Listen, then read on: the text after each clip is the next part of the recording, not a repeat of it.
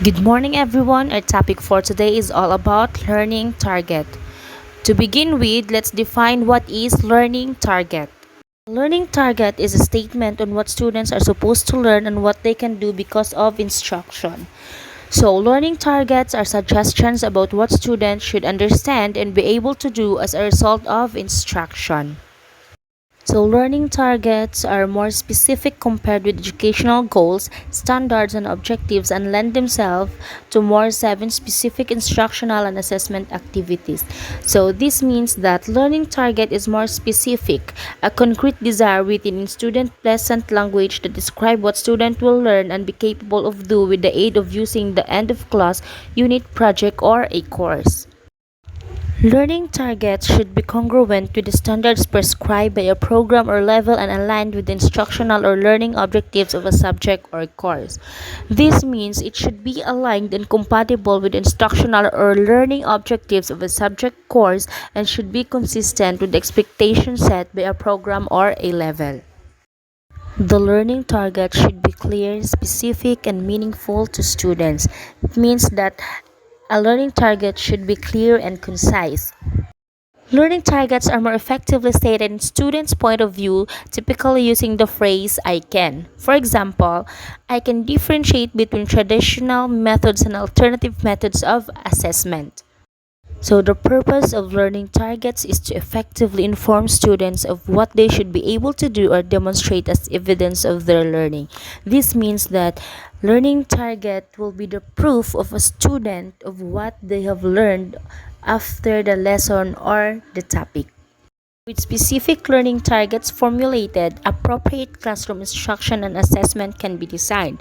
Once learning targets are established, appropriate classroom instruction and evaluation can be planned. The most common typology of learning targets are knowledge, reasoning, skill, product, and effect, also known as disposition.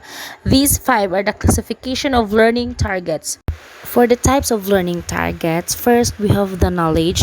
It refers to factual, conceptual, and procedural information that students must learn in a subject of content area. For example, I can discuss the research design that I used for my thesis. Second learning target is the reasoning, knowledge-based thought processes that students must learn.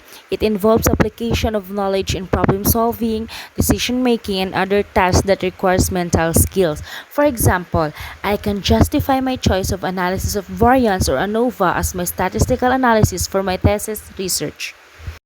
Next is the skills. It is use of knowledge and or reasoning to perform or demonstrate physical skills. For example, I can perform analysis of variance or ANOVA on a research data using the software SPSS. The next would be product. Use of knowledge, reasoning, and skills in creating a concrete or tangible product. For example, I can write the results and discussion section of a thesis manuscript. And lastly, we have the affective. It refers to affective characteristics that students can develop and demonstrates because of instruction. For example, I can appreciate the role of thesis advisor in the completion of a thesis research. Let's proceed to the summary. Performance-based task requires assessment in which the actual student's performance is being assessed through product that demonstrates levels of task achievement. Student performance is defined as targeted task that leads to a product or overall learning outcome. Rubrics is used to evaluate student performance in any given task as it relates to the final product or learning outcomes. Bloom's taxonomy of educational objectives in the affective domain describes the five levels of expertise, namely receiving, responding, valuing, organization, and characterization. Psychomotor domain, however, includes seven levels like perception, set, guided response, mechanism, complex overt response, adaptation, and organizing.